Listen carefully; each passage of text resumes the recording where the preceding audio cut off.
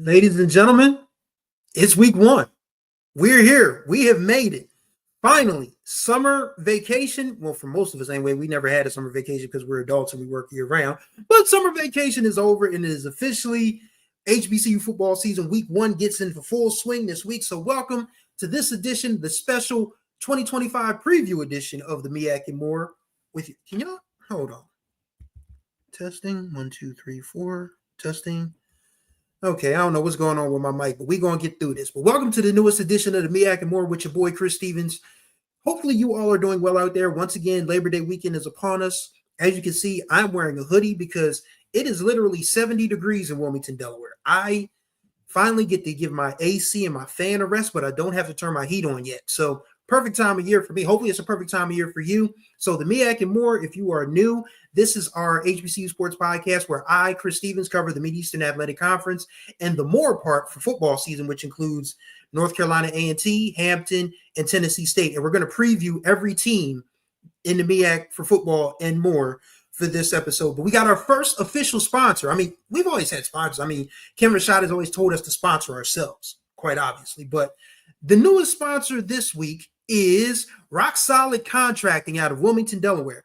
Rock Solid Contracting handles all of your contracting needs, whether it's building houses, demolition projects, emergency response. It's all done by Rock Solid Contracting out of Wilmington, Delaware. Go to rocksolidworks.net. Matter of fact, let me put that link in the description so you guys can go and check that website out for yourself. So that is our first official paying sponsor. And I want to thank Mr. Norman Oliver for looking out for a brother when because we actually have been tasked to reach out to folks to see who would like to sponsor our podcast. And Norman, or Storman as I know him, has known me my entire life. And he said, yeah, sure, I'll sponsor your show. Thank you. So shouts out to Norman Oliver Sr. and Rock Solid Contracting. Go to rocksolidworks.net for all of your contracting needs. They are based out of Wilmington, Delaware, but I believe they do travel. So go ahead and hit them up. Tell them Chris Stevens sent you. So that is our first official sponsor. Shouts out to Stutter and New. And North Carolina Central did a demolition job on Southern on Saturday. We're going to talk about that in a minute. Rock Solid Works is our first official sponsor, and we are grateful for the support. And we have room for more subscribers. So if you guys want to if you know anybody who has a business that wants to sponsor any of our podcasts, that includes the MEAC and More, Better Than Less Than with Jared Hoffman, the MEAC Swag page with Kim Rashad, and our I forgot the name of the show that quick. Our Roundtable, the Roundtable. If you want to sponsor any of our shows, you know anybody with a business that wants to sponsor, we offer competitive and fair ad rates. Be sure to reach out to K Rashad at hbcusports.com and hit us up. We'll be glad to give you guys the rub as long as you guys give us the pay. So that's how that works. So yes, today we are going to preview the 2025 MEAC football season, as well as talk about our other friends in the Coastal Athletic Association and the OVC Big South. So, Stephen, we're going to talk about that for sure. Welcome in. Welcome into the Florida A&M representative, the Florida A&M correspondent of the HBCU Sports Podcast Network, Stephen Campbell. Thank you for coming by today. We greatly appreciate you. We're going to talk about that in a minute. But just to rehash what North Carolina Central was able to do on Saturday in the MEAC Swag Challenge. And what I found interesting about that game was that as upset as Trey Oliver was at losing Jamari Taylor, because let's not get it twisted, Jamari Taylor is and was a phenomenal running back. He's just going to do his toting of the pigskin for Virginia Tech now. But Chris Mosley had a wonderful short-term year last year. He had 24 carries, 262 yards. I'm not good at math, but I believe that's more than 10 yards a carry. And that was last year. So you put him into the starting lineup this year against Southern, who has a really good defense, and he picks up 174 yards on 15 carries. Once again, that's about 10 yards a carry. So, and Trey Oliver was adamant that his offensive line is being disrespected by the MEAC and HBCU media because, yes, everyone was excited about Kelby Givens. We're still excited about Kelby Givens. We believe that Kelby Givens should be the next one to get that draft rub get that, that scouting report that Elijah Williams got. And yes, we're going to talk about Elijah Williams making the Minnesota Vikings as well, because that is a win on so many levels. I cannot wait to talk about that. But as far as what Central was able to do on Saturday, they cleaned up a lot of their mistakes in the second half. They held Southern scoreless. And Southern, I did find it interesting that Terrence Graves said that it was like an inside thing as to why Cameron McCoy started over Jalen Woods, but it didn't help that McCoy hadn't thrown the ball as much as they needed him to throw it on Saturday. He's got a nice arm. He's just got to work on the touch, and his receivers got to stretch out a little bit too. That's part of the problem. But credit all kudos due to North Carolina Central. They did a wonderful job representing the MEAC. They are the first MEAC team to win the MEAC Swag Challenge since North Carolina Central did it in 2021. So Trey Oliver, his Eagles, they're off to a good start. They have a big one this weekend. They got New Hampshire coming into O'Kelly Riddick this weekend. So that one I think is going to be a very, very interesting showdown. But as I said, this is the MEAC and More preview show for 2025. So we're going to get right to it. And we're going to start with the More first, because it's important that we don't forget our friends at Hampton, North Carolina A&T, and Tennessee State. So we'll start with Hampton. We had head coach Trenton Boykin on the show earlier this year, and he told us that he felt really confident in his team's ability to compete. They were picked 11th in the Coastal Athletic Association. So here's the 4-1-1. Last year they were 5-7, 2-6 in the CAA. They lost a lot of their games by one possession or less. So they were in a lot of games last year. Their key games this year, they got a hodgepodge. They start off this weekend at Jackson State. Then they host North Carolina A&T on the 13th. That is a CAA game. Then they have the Battle of the HUs with Howard and the Truth or Service Classic on 9/20. Norfolk State, as usual, Battle of the Bay, October 4th, and William and Mary just across the way on November 15th. So this Hampton squad, I mean, they brought in some new quarterbacks. They got Isaiah Freeman. I almost forgot Isaiah Freeman's name that quick. Sorry, Isaiah Freeman, who was killing it at Lincoln, but Lincoln obviously couldn't put the pieces around him, so he transferred to a D1 HBCU. And, I'm glad he went to an HBCU. I mean, I'm always glad that our kids move up to HBCUs, like from the D2 level, because we lose too many kids as is. So shouts out to Isaiah Freeman for betting on himself and going to Hampton. So it'll be interesting to see who's that starting quarterback for Hampton when they take on Jackson State this weekend. The Coastal is going to look a lot different this year because the University of Delaware is gone. Richmond's gone.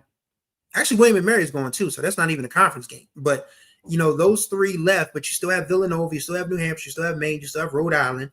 Who else was good last year? Elon was good last year. So Albany made the playoffs. Albany visits Delaware State on November 6th. That should be fun. So Hampton, I'm not ready to make any predictions on their record as of yet, but I think they will compete. I think they'll be really good. Oh, thanks to Zach McKinnell for the fact check real quick. William and Mary is still in the Coastal for this year, so that is still a conference game. All right, so thank you for that. Thank you for that information. So yeah, Hampton's going to have a tough time of it, but I don't think they're going to be, as bad as people think they are. I mean, I don't think they'll compete for a championship. They'll probably be about the same as they were last year. Shouts out to Ida Watcher checking in. I hope Elon loses to any HBCU. Yeah, anybody named Elon, we really don't care for that much around these parts. So sorry to any Elon Phoenix fans, but it is what it is. It is what it is. Sorry. So we move on now to North Carolina A&T State University, the Aggies. They will be restarting the program under Sean Gibbs, who previously served under both, I believe it was both Rod Broadway and Sam Washington as an assistant. Went to Fort Valley State, had a couple successful years there. Was in line for the Florida A&M job, but we all know how that turned out. And then he's back at A&T, and he's got his work cut out for him. A&T finished 1-11 last year. Did not win a Coastal game. Their only win was against Winston-Salem State. And I know WSSU Ram Nation is not really happy about that. So, this A&T team they have an uphill climb, and they have a tough schedule. I mean, once again, they face Tennessee State on the 30th. That's the MEAC and More. That's the N More game that Stutter Newt was talking about. So they are at Tennessee State. Then they play Hampton on the 13th. They got Central on the 20th and the Aggie Eagle, South Carolina State, and Campbell, who was just ahead of them last year in the Coastal. What does this North Carolina A&T team look like? I couldn't tell you. But I think Sean Gibbs is probably going to be is probably the best bet for turning this program around. And this is no disrespect to Vincent Brown, because Vincent Brown does not seem like a bad person. He was just the wrong person for that job. It happens all the time. I mean, there are coaches that people think can turn a program around or, right the ship or make people straighten up and fly right. And it just doesn't work out like that. I mean, we saw that with Delaware State the last couple of years. We'll get to them in a minute. But what I mean, A&T, I don't think it's fair to ask them for anything more than 2 or 3 wins this year. Like, Coach Gibbs has to, cycle out a lot of the stuff that he was dealing with. I mean, a lot of stuff that the previous folks were dealing with, and then, bring in his kind of guys to the program. So I think 3 wins might be the ceiling for this team. Anything in that range and above is absolutely a success. But it's going to be hard because Tennessee State, Hampton, Central, South Carolina State. And then you get into the meat and potatoes of CAA play, where they still have to play like Villanova and Maine and New Hampshire and schools like that. So it's not going to be easy for A&T, but definitely wishing them the best, because as I've always said on this program, I do not care which conference you're in. If you're in HBCU, I want you to succeed. So I'm rooting for Hampton and A&T this year. Make no mistake about it. And then we move on to the OVC Big South conglomerate in Tennessee State. Eddie George is now at Bowling Green, and taking his place is Reggie Barlow. And Tennessee State, of course, last year went 9-4, was the co-champions of the OVC Big South with a 6-2 record. Lost to Montana in the playoffs, and they start off with some heavy hitters off the rip. I mean, A&T, you can't call A&T a heavy hitter right now, but it's still an HBCU game that people are going to be interested in for sure. But they do get a visit from North Dakota on September 6th.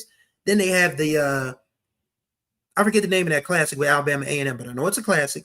And then they have Tennessee Tech, one of the teams they were tied with last year, on the 27th, and the same for Southeast Missouri on October 11th. And then they get the visit from Howard for their homecoming October 18th.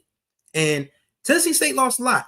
A lot of those kids left when Eddie George left. So Coach Barlow is going to have to rebuild on the fly. But if there's anybody that can do it, it's absolutely Reggie Barlow. He was a winner at Alabama State. He won the CAA at Virginia State. And he had the DC Defenders of the XFL, UFL competing for a championship every year he was there. So Reggie Barlow can coach. And he's got a dynamite staff around him. Okay. I figured Sutter Newt would let me know, because since he's an AMU alum. But yeah, it's the Legacy Classic. September 13th. We got a lot of classics, man. Honestly, that's what makes our programs solvent and relevant, are these classics. So classic it up, people. Classic it up. But yeah, Tennessee State, I think they were picked 8th in the Big South OVC, which was a shock considering they were one of the 4 teams that won the conference last year. But yeah, when you lose Eddie George and you lose the talent that he had compiled up to that point, it's going to be an uphill battle. But I think Tennessee State will compete this year. Yeah, I don't know, man. I think 5 wins will be fair. 6 and above is good, but it's really going to be interesting because the Big South OVC Big South is very competitive as is. So really interested to see what Tennessee State looks like this year. We'll get to see them quite a bit. So we move on to the MEAC portion of the MEAC and More program in this preview, and we're going to go in the order of predicted finish from number 1 to number 6. So that's how we're going to do this. We'll get this started with the defending Mid-Eastern Athletic Conference champions, the South Carolina State Bulldogs, headed up by Chennis Berry. Of course, 2024 was an amazing year for South Carolina State up to a point. They were 9-3, finished undefeated in the MEAC, won their 19th MEAC championship. That's a lot of championships. It's the most of anybody. And, of course, they were the Celebration Bowl runner-up because Jackson State came down there to Atlanta with bad intentions and completed their mission of winning the HBCU National Championship. Key games for South Carolina State off the rip. They get a Wofford team that is, an unknown. That should tell you a lot about them, as will the Charleston Southern game, even though Charleston Southern was like at the bottom of the Big South OVC this year. So very interested to see how that game will turn out. And then, of course, this 3-game stretch of MEAC games against the teams that arguably played them the best last year. You got Morgan State on November 1st. You got Howard on the 8th. And then, of course, the Friday night, the Friday rush hour game. Thanks, ESPN. North Carolina visit to North Carolina Central on November 14th. I don't think there's a doubt in anybody's mind that should be the de facto MEAC championship game. I mean, we still got other teams to talk about, and there are other teams that can possibly give both Central and State some fits. But I just the way these teams are built, the way Chennis Berry builds his team, the way Trey Oliver builds his team, it's hard seeing anybody jumping past either one of them. But that's why they play the games, right? But yeah, the South Carolina State team, I think they'll be in contention for the MEAC championship again, and possibly an FCS playoff spot, depending on how they perform against Wofford, Charleston Southern, and of course they still got to play South Florida and South Carolina. So I think if they don't embarrass themselves against South Carolina and South Florida, and they beat Wofford and Charleston Southern, and take care of business in MEAC relatively, if somehow Central beats them, they should be in line for an FCS playoff spot. Then speaking of North Carolina Central, they're already 1-0 this year. We just mentioned that they beat Southern in the MEAC SWAC Challenge 31-14, but we can talk about them still. They're led by head coach Trey Oliver, former CIAA all-team defensive back and punter for Central. Last year, they were 8-3, 4-1 in the MEAC. That lone loss coming to South Carolina State in Orangeburg. Got a lot of good ones this year on their schedule. They already beat Southern, so that's one game in the tuck. They host New Hampshire this week. They go to East Texas A&M on the 27th of September. That was the school that was formerly known as Texas Commerce or what have you. Then they visit Florida A&M on October 11th. And Howard, Howard gives them fits. We remember Howard hung 50 on them in 2023. Then they play Norfolk State before the Friday rush hour game against South Carolina State. And when I asked Trey Oliver, did he want to, pace himself during non-conference play, he looked at me like I had 3 heads. And I get it. Coaches, they don't believe in, doing anything, but, as Trey says, all gas, no brakes. So maybe Central goes through this non-conference slate like a hot knife through butter and wins the MEAC and becomes the best team in HBCU football. Or there's even if they win most of their non-conference games and somehow lose to South Carolina State, once again, I feel like an FCS playoff spot is a fair ask for them. But this team wants to go to Atlanta. They looked like a team that wanted to come back to Atlanta. They actually look like a team that said, Center Park Stadium ain't big enough for us. We want Mercedes-Benz. And it looks like that's what's that's the mission. And they looked very committed to that mission for about 40 of 60 minutes on last Saturday. But if they can get a full 60 minutes out of their guys, they'll probably end up being the ones going to Atlanta. I just think that this Central team has so much promise, so much potential, so much young talent. They have the chance to be as good as they were during the Davius Richard era, which is crazy to say because the Davius Richard era was not that long ago. But, he's back at the university as a quarterback coach. So Walker Harris gets to work with the dude he replaced.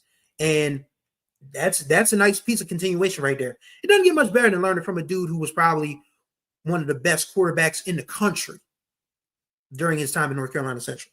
So I feel like the Eagles, everybody picks South Carolina State, which is fair because to quote the great Ric Flair, to be the man, you got to beat the man. And until further notice, South Carolina State is the man in the MEAC. That could change. Pick third this year is the Morgan State Bears, led by Damon Wilson. They were 6-6 last year, the best showing since they won that crazy, 5-way tie for the MEAC in 2014? 5-way tie. And somehow they got the playoff spot in 2014. Still one of the craziest things ever. They were coached by Lee Hall, who just recently was a Delaware State's coach. Anyway, so key games for the Bears this year. They go to South Alabama this Saturday. They host Towson on the 6th of September. Then they play Miles in the Circle City Classic on September 27th. Then they got a nice little stretch of MEAC games. The DMV versus Baltimore rivalry. And let's make this clear, ladies and gentlemen. If you're not familiar, Baltimore is not a part of the DMV.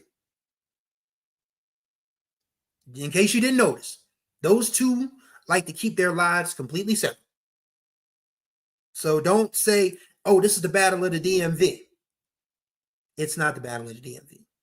It's DC versus Baltimore. Simple and plain.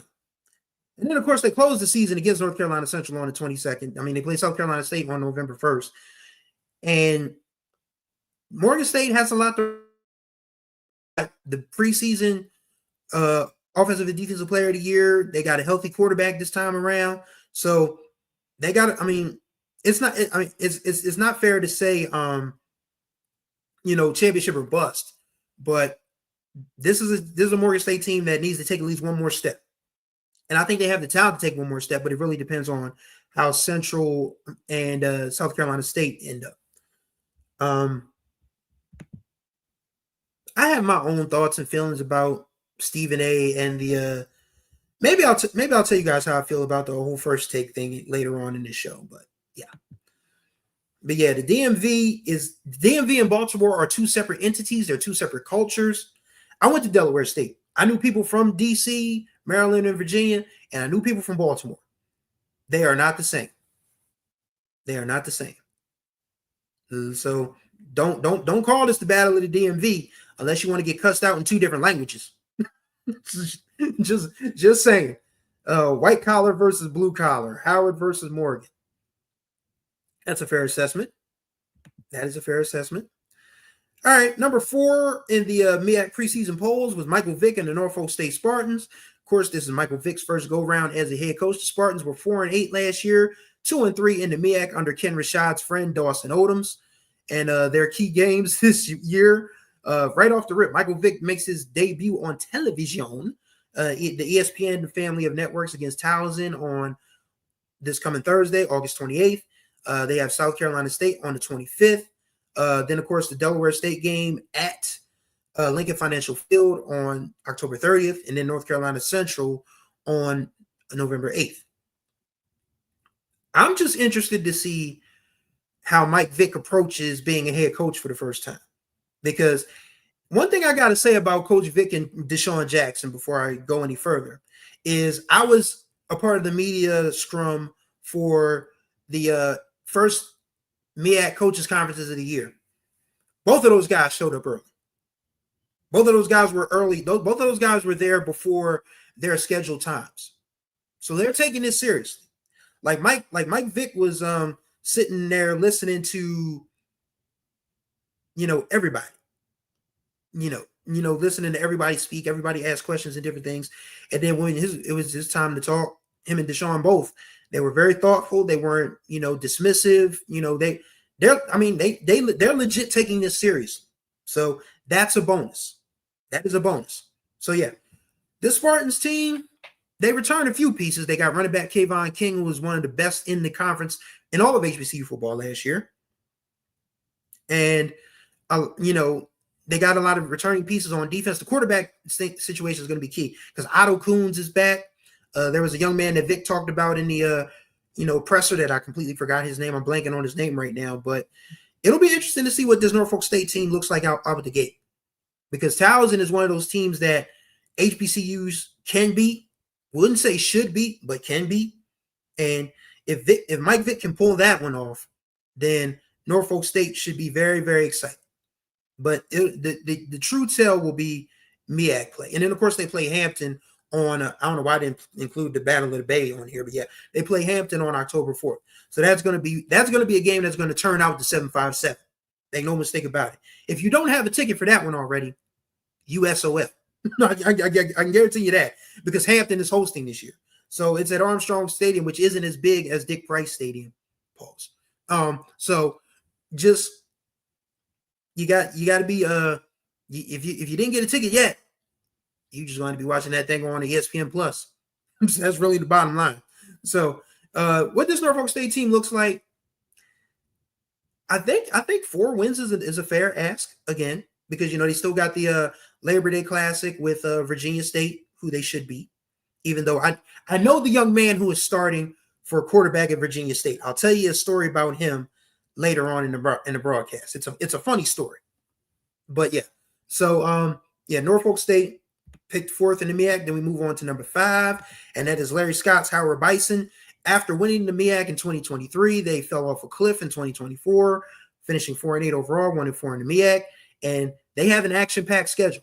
They start off with the Orange Blossom against Florida A&M this Saturday in Miami Gardens. They have the battle at a real HU with Hampton. Yes, Hampton and Howard are 2 separate schools. LaShawn McCoy. Then they go to Tennessee State for homecoming on October 18th. And then they have a 3-game stretch, that will definitely make or break their season. Morgan State, again, the battle of the DMV versus the Battle of Baltimore on October 25th. Then they go to Central the next week, and then they're at South Carolina State on November 8th. This should tell you a lot about where this Howard team is at that point in the season. So this non-conference slate, it's huge. So Howard has to pick up a few wins here. They got Morehouse. They also got Temple. I think they got somebody else. I don't think it's Rutgers, because I know Mike Vick and Norfolk State played Rutgers. But they got Sacred Heart. It's Sacred Heart. So yeah, they've got some games that they can win before MEAC play. So they got to take care of business. I don't know what that Orange Blossom class is going to look like. That's a pick 'em. That is absolutely a pick 'em. Make no mistake about it. So can Howard contend for a MEAC championship? Anybody can contend for a MEAC championship. It ain't but 6 teams, but I just don't know if they have enough to get past what Morgan has, what Central has, and what South Carolina State has, or even what Norfolk has. And last, not least in my mind, but probably least in yours, the Delaware State University Hornets. Of course, they are led by Michael Vick's former Eagle teammate, Deshaun Jackson. This is going to be his first go-around as a head coach. Ain't too much to say about 2024. Just not. 1-11, 0-5, haven't won a MEAC game since the trail end of the 2022 season. Their key games are plentiful. They go to Delaware on the 28th. Delaware, of course, has moved up to FBS, excuse me. Then they host Bowie State on the 13th. Jared Hoffman's Bowie Bulldogs on the 13th. Then, of course, that great game at Lincoln Financial Field against Norfolk State on October 30th. Morgan State on the 8th, and Howard on the 15th. So, as the proud and, I guess, pensive Delaware State alum, I think 3 wins, anywhere between 3 and 5 wins, is an absolute cause for celebration. I do. Because this team just looked so disheveled under Lee Hall. And again, I'm not saying anything negative about Lee Hall as a person. I can't even really say too much negative about Lee Hall as a coach. But I'm just saying that this was the wrong move for them to make.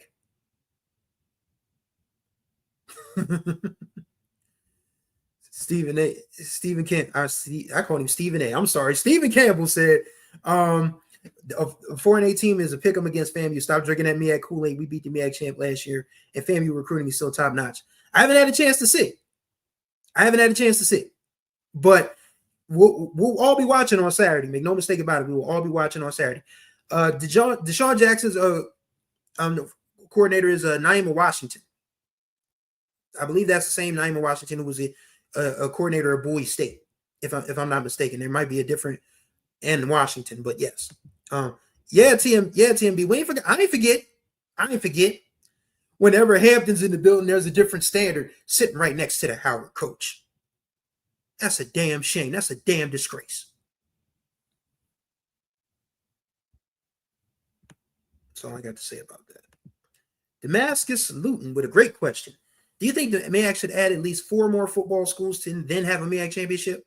I think 2 would be better, because you can have 2 14 divisions. You could, but the problem is nobody's going to want to join the MEAC. The presidents voted against Chicago State, and Chicago State said, "Well, bleep y'all, we just going to go to the NEC." They are desperate for 2 CIAA schools at minimum, but both of those CIAA schools have said, "We good where we at." Bowie ain't going. Virginia State ain't going.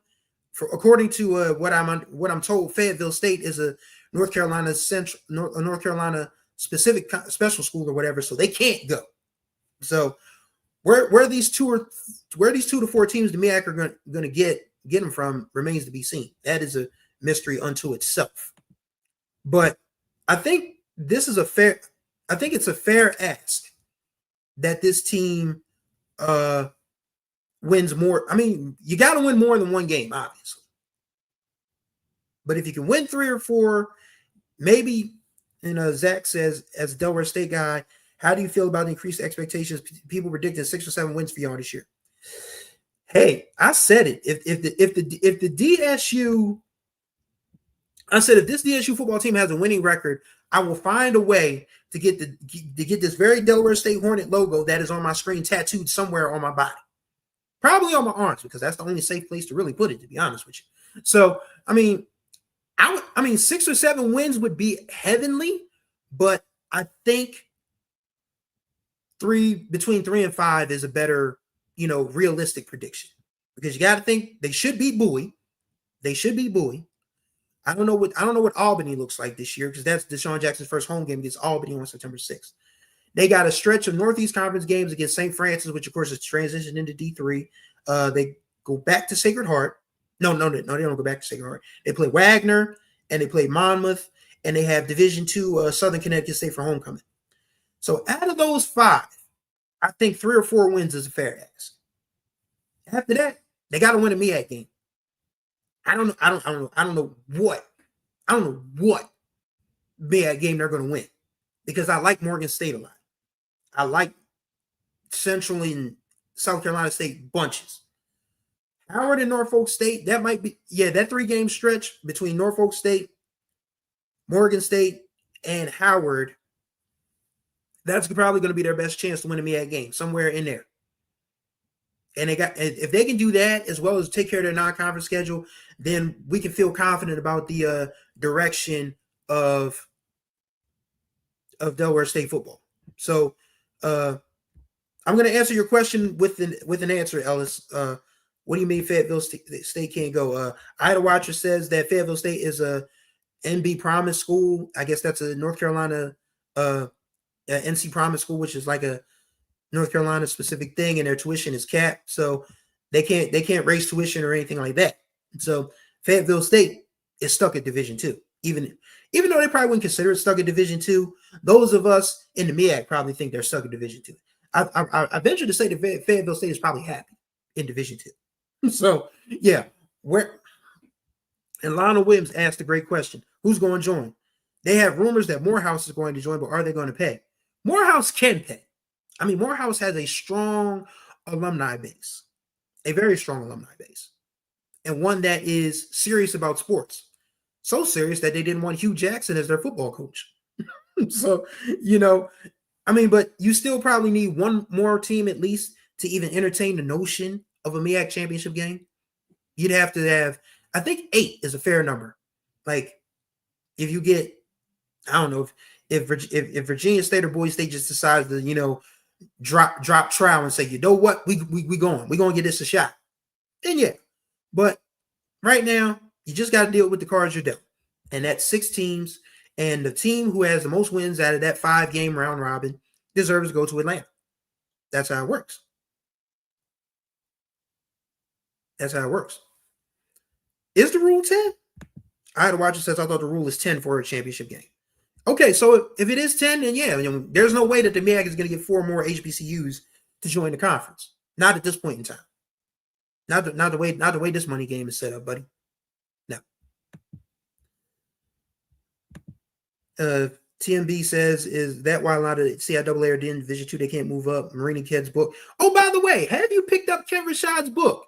HBCU Sports 101, A Guide to Understanding Black College Athletics. Available everywhere. Amazon, Barnes & Noble, Ken Rashad's website. If you want Ken to sign the book, it'll cost you a little bit extra, but you'll have Ken Rashad's signature, which is a pretty good signature, to be quite honest with you. So go to kenrashad.com to check out his book, or you can go, once again, searching at Amazon or Barnes & Noble for HBCU Sports 101, A Guide to Understanding Black College Athletics. You'll be glad you did. And the shout out to Eye of the Watcher. He's ordered it. He's ordered it. So he says he's getting it this week. So we got these book sales coming. Oh, by the way, if you guys want to help donate to the cause of HBCU sports, we are looking for super chats.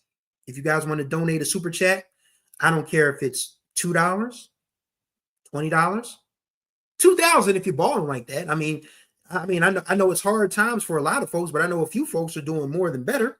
So if you want, if you guys want to drop a super chat before this program is out, I would love for y'all to do that. It would make our lives a lot easier. We're coming out of the woods, thankfully. I'm not going to go too much into company business because that's not my business to say. But we're doing better. This organization, this outlet is still going. We're proud to still be going. And if you guys want to, help donate to the cause, you're more than welcome to do so. You can drop a super chat here, or you can go to the Zelle app and type in donate at hbcusports.com, donate there, or go straight to the website, hbcusports.com/donate. All those ways work. Trust me, they all work. Lawrence Q says, make Coppin and UMES add football. Not going to happen because UMES's stadium is surrounded by weeds. And that was the last time I visited UMS campus was in 2004. I can guarantee you they ain't done nothing to that stadium since. So it just, even if the structure was sound, they would still have to make like 21st century upgrades because UMS stopped playing football in 1979, back when they were Maryland State. And when you talk about a stadium that has just been sitting dormant for close to 50 years, I just don't think bringing back football is just going to be part of their plan. Ida Watcher says UMS turned down Art Shell as he wanted to help bring back football. I think what UMS has going against it with regards to football is very simple. Salisbury University just came in and took over the Eastern Shore of Maryland. If you're not familiar, Salisbury University was like, it's like compare the Salisbury University UMES thing is kind of like DSU and University of Delaware. University of Delaware conducts itself as like a private Ivy League institution and gets way more benefits than Delaware State does. Same thing for Salisbury, even though they're D3 and UMES is D1. Like if UMES were to start a football team back up, kids would still go to Salisbury. That's just how much time has passed. Salisbury has just literally cornered the Eastern Shore of Maryland market. Like it's theirs. It's their corner. It's their block. Good luck taking over that block. So I just don't. And Coppin's dead in the city in West Baltimore. You're just not going to clear out enough space for a football stadium there, unless they're going to play at Morgan. I don't see that happening. So yeah, the MEAC is just in one of those tough spots, man. It is what it is, and I know Stephen J. Gaither made jokes about, there might not be a MEAC to have a MEAC and more about, but that might be a possibility because how much longer can this conference hang together? Especially when you consider all the movement, all the transient nature of college athletics now. You got teams move. Big South OVC just lost somebody. I can't remember who. Somebody's going to tell me, but Lawrence says Coppin State has club football. They made the playoffs last year and lost to Ohio State. That's cool. So, they got club football, but starting a legitimate, NCAA scholarship sponsor football program, that's a whole nother animal in itself. Damascus Luton says, I think the MEAC should circle back to Chicago State now that they have football. If you look at Chicago, they're basically in HBCU and Chicago, Illinois. Well, they're already committed to the Northeast. So unless they're going to turn around and leave the Northeast after just joining the Northeast, and then they would probably be banned from competing against Northeast Conference schools forever, I just don't see that happening.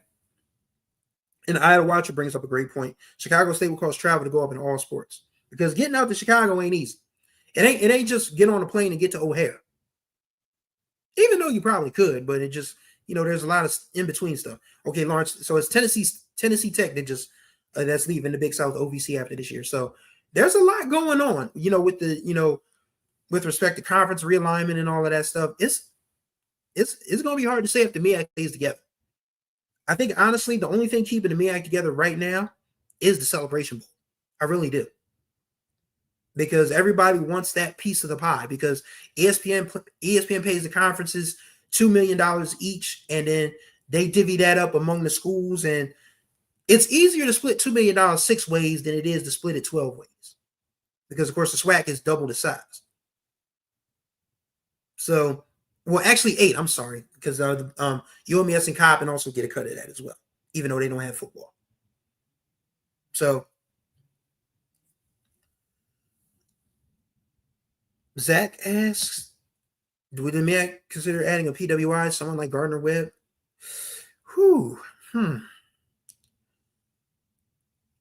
I can't. I have honestly, I have no idea.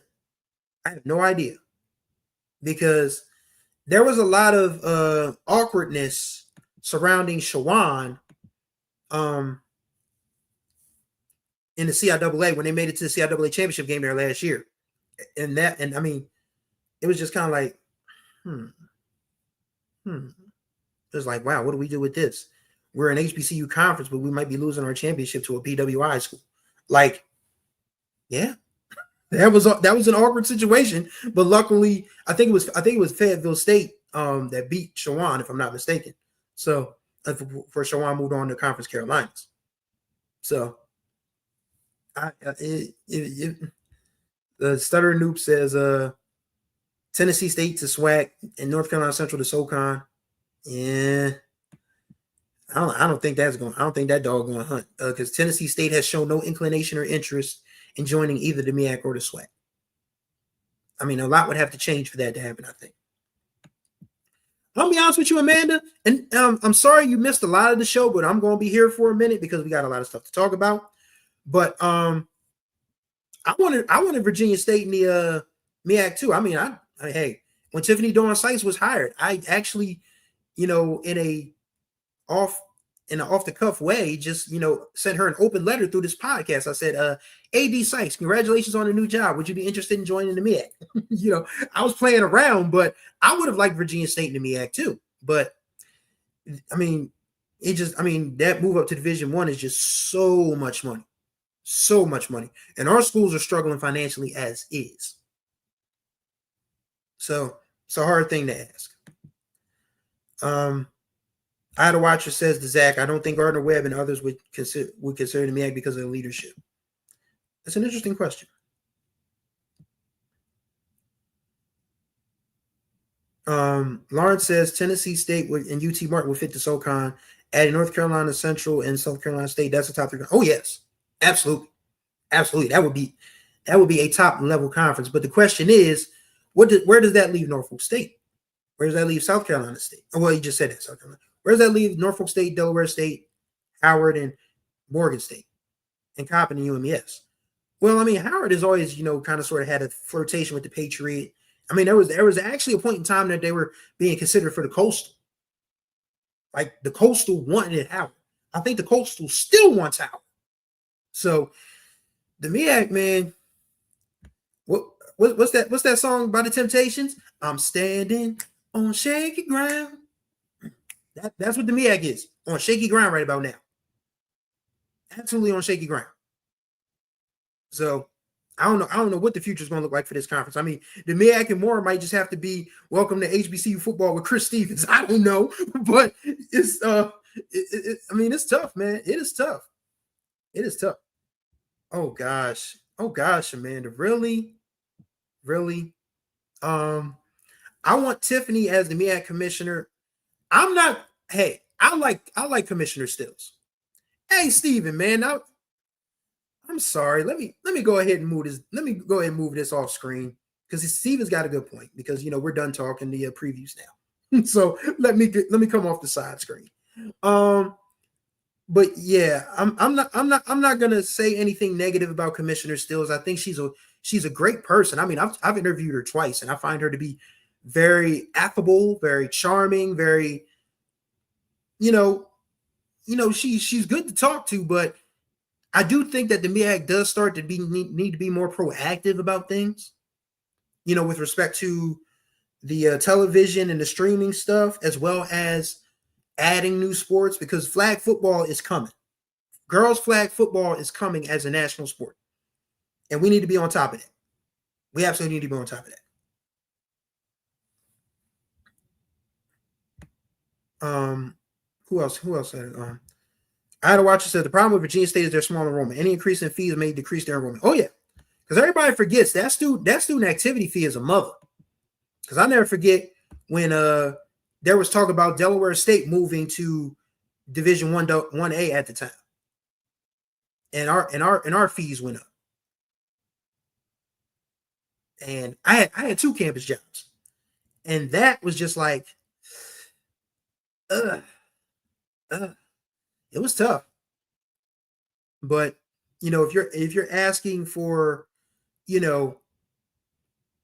you're asking for a school to move up, you got to consider all of those costs, because fundraising is just one element of it. You're still probably going to have to raise tuition. You're still probably going to have to raise student activity fees. You're going to have to charge people for parking. Oh yeah, Delaware State for the first time is charging everybody for parking, $20 a pop. Hey, I've gone to Delaware State games for over 20 years. Even as a media member, I'm going to be interested to see how this works, because if I pull up to Delaware State on next Saturday, I got to find out if I can get a pass anyway, because the SID never returns my calls or emails. I don't know why, but if I get a pass, I got to figure out if I'm going to have to keep an extra $20 with me so I can pay to get on campus, which is weird because I'm a journalist and I'm an alum. I ain't going to say I am Delaware State, but I'm a part of Delaware State. Sheesh, can I get at least something? But yeah, I get it though. If we're going to try to raise money for this brand new Convocation Center arena that is in the design stages, if we're going to make changes to Alumni Stadium, then we got to get the money somewhere. If it's going to come from parking, it's going to come from parking. It is what it is. Amanda says her goddaughter just made her high school flag football team. It's definitely, flag football, girls flag football is on the rise. And so the MEAC, the SWAC, I know the CIAA just had their first championship last year. The SIAC should probably do the same. Every HBCU conference, even the HBCU AC, everybody should start thinking about, women's flag football, because that sport is on the way. Make no mistake about it. What other questions? Starter Noob asks, which is more shaky, the MEAC or OVC Big South? Oh, the OVC Big South is going to be fine. They're going to be fine, because there'll probably be another Division II PWI powerhouse that moves up and says, all right, we going to the, we going to FCS, and the Big South OVC looks like fun. Let's go there. So I think they're fine. Ain't too many people lining up to join the MEAC. It's kind of like, would you rather date? It's kind of like, would you rather date Megan Thee Stallion or Tiffany Haddish? The MEAC is Tiffany Haddish. The SWAC is Meg. And make no mistake about it, there's a lot of Klay Thompsons that are loving the SWAC lifestyle right now. So, it just is what it is. Not too many people are willing to sign up to join the MEAC. That's just my take on things. I like this idea, actually. Flag football can be an HBCU only league. I like that. If you put if you consolidate all the women's flag football schools from each of the 4 or the 5, that would be fun. That would absolutely be fun. I like that idea a lot, Lawrence. That's a great idea. Shout out to Adam Spencer checking in from the Pacific Northwest. Go Pirates. You know what, Lionel? I'm so bad at tax stuff. I need to get better at it. But yeah, I probably should. I probably should. I probably should be able to write that off if they do charge me. Which is crazy because I just filled out my I just got approved for press credentials for UD DSU on Thursday, and they ain't charging me for parking. They ain't charging me for parking. So why is UD not charging me for parking, but Delaware State is? Okay, let me stop being bitter. But hey, Ken, man, listen.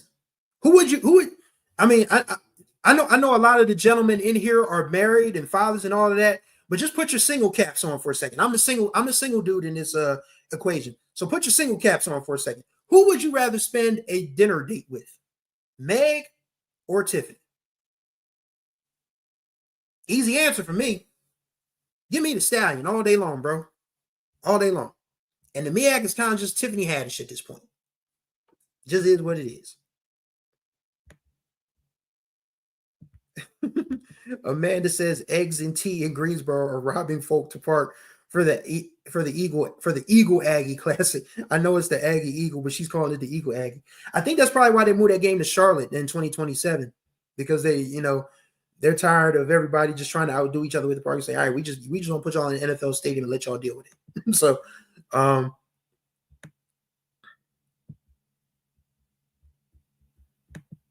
after dinner, the answer's still Meg. Absolutely. Wait, have you heard her rap? Have you seen her dance? The dinner's probably more fun than the dinner. I mean, it's still an easy answer. It's still an easy answer. It's still Megan all day long. Lionel says the MEAC is closer to mom's mate. Jeez Louise. Oh my God. Lord have mercy. He said the MEAC is closer to mom's Mabley than Tiffany Haddish. Lord have mercy. Ain't gonna be no rapping, but I'm saying, let me not say that. Let me not say that. This is a family program, but you already know what I'm thinking. There might not be any rapping, but there'll be some mic work. All right, I'm sorry. I had to say it. Hey man, the answer's still made. The answer is still made. Hands down. All day long, bro. All day long.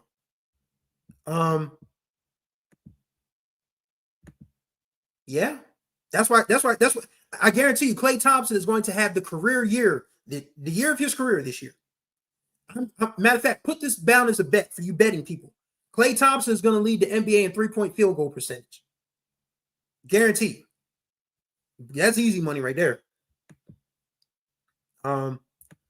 Actually, really quickly though, the woman I would like to take to dinner right now is Alicia Clark of the Washington Mystics. Just saying. That is a seasoned lady right there. They call her grandma in the WNBA, but she's right up my alley, bro.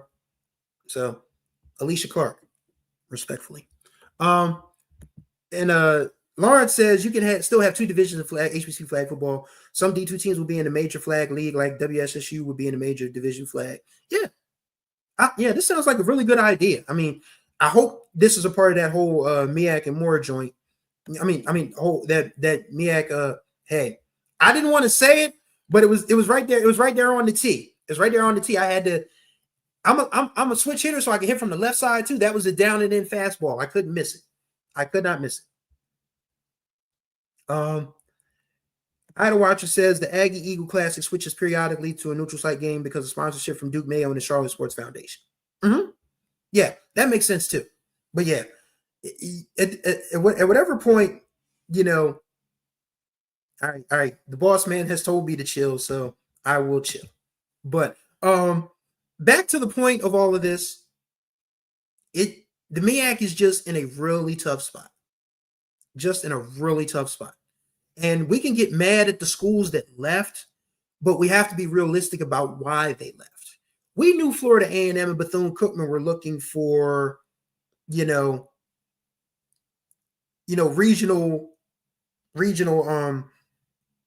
clarity, something more logistically reasonable for their universities. Because Daytona Beach and Tallahassee, it's a long drive. It's a long drive either way. Either if you're going north or going south. If you're coming from the north, it's a long drive. If you're coming from the south going north, it's a long drive. So that was always good. That was always going to be in play. A&T and Hampton wanted to challenge themselves outside of the MEAC, and that's fair. And I think we're so caught up on football, we forget that North Carolina A&T is kicking a lot of butt in the coastal and other sports like baseball, women's basketball, volleyball, track and field. I mean, so that was a good move holistically for A&T's athletic program. Hampton, they're coming along. I mean, they still got some work to do, but that was a good move for the entirety of their athletic programs. Football is the one that people are most concerned about because, of course, football is the front porch of your university. But I think they'll get it together eventually. Shout out to A&T Roy. Head Blacks in charge. Aggies in the house.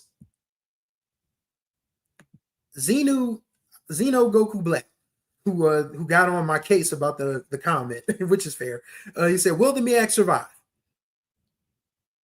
If I had a crystal ball, I'm not sure I would be able to say, because I really don't know, because there's just so much going on with respect to how fast this thing is changing. We went from like NIL just being a passing thing to now schools are having to put together whole collectives and business organizations to figure out how they're going to pay these kids. And it happened like that. So I don't know what the future holds for the MEAC, because I can't even tell you what the present looks like for the MEAC. Your guess is as good as mine. Adam says, I have a problem with the travel conversation because Koopman now travels from Daytona to Houston. I mean, come on. That's fair. That is absolutely fair. That's absolutely fair, because the eastern coast of Florida to Texas, there ain't no country drive. There ain't no fair country drive. That's the Oregon Trail. You might have to go buy some oxen along the way. You might lose somebody to diphtheria or something. I mean, that's a long way. That's absolutely a long way. So that's a fair assessment. Lionel Williams says that we are at a point where we could lose our identity. It also reminds me of Public Enemy's Fear of a Black Planet. Yeah. Look, HBCUs are we're absolutely in the drop zone right now. Because when you think about it, the Tangerine Tinted Tyrant just said that they are not going to honor funds for Hispanic serving institutions. Now, if they come in after Hispanic institutions, which institutions do you think they're coming after next? You already know the answer. I mean, I'm just saying, does anybody want to say it? Or do I have to say it? HBCUs are in Trump and Linda McMahon's crosshairs. Make no mistake about it. So we really are going to have to band together, which is why I'm glad that we've kind of put aside the pettiness. Yeah, we still get the joke on each other during football and basketball season because that's what we do. But all the extra stuff, I'm glad we put that BS to the side and understand that we need to link together, all 107 of us, whether you play a sport or not, and just say that you're not going to take our schools from us. That's what the message needs to be. You're not going to take our schools from us. So, and Lionel Williams is right. The Supreme Court is not going to save you. Supreme Court is not going to save anybody that isn't white, male, or straight. Those are the facts. And that's what, not to get all political, but a lot of people who said they couldn't vote for the pretty black woman who was actually really intelligent and accomplished, they're about to find out why not voting for her has consequences, dire consequences. Never forget, there was this group of Cubans that did this little I will vote for Donald Trump. I will vote for Donald Trump. Donald Trump about to put y'all on a boat somewhere y'all ain't even familiar with. F around and find out, man. That's basically the bottom line.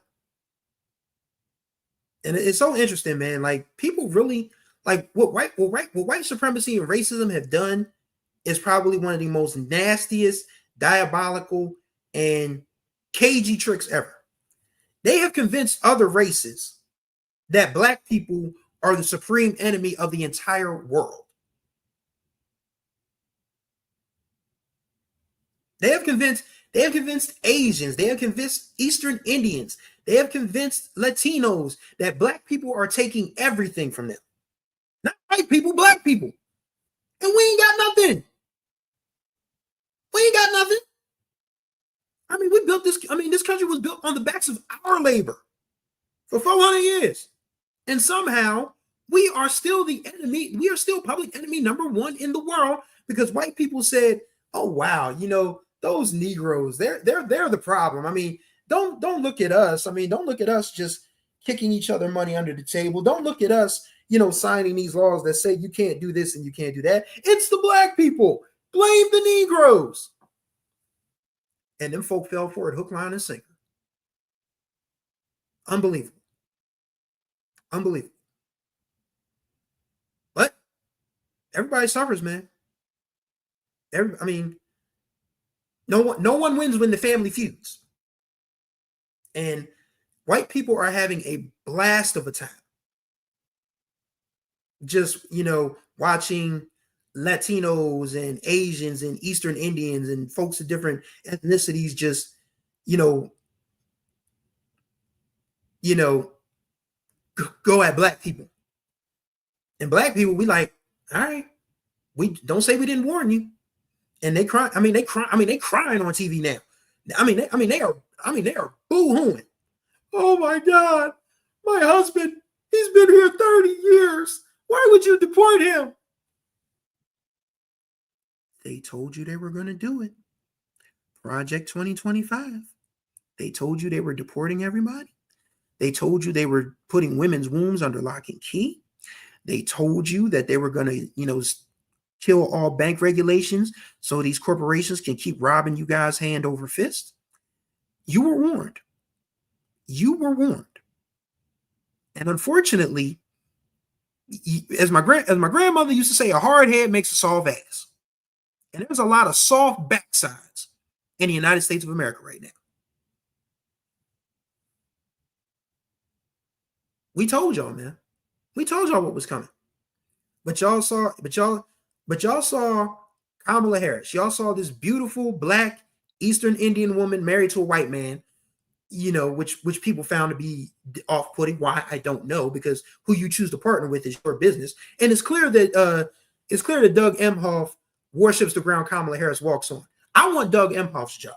I love what I'm doing at HBCU sports, but I would love to be Doug Emhoff for one day. Imagine getting to wake up next to Kamala Harris. I'm sorry, let me stop before Ken really gets on my behind. But all kidding aside, we black folk told y'all, man.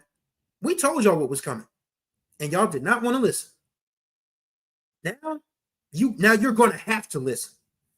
You're watching your loved ones be deported. You're watching your loved ones, you know, be detained just for looking different.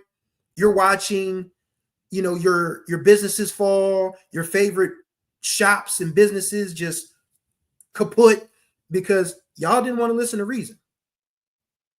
Y'all didn't want to listen to reason.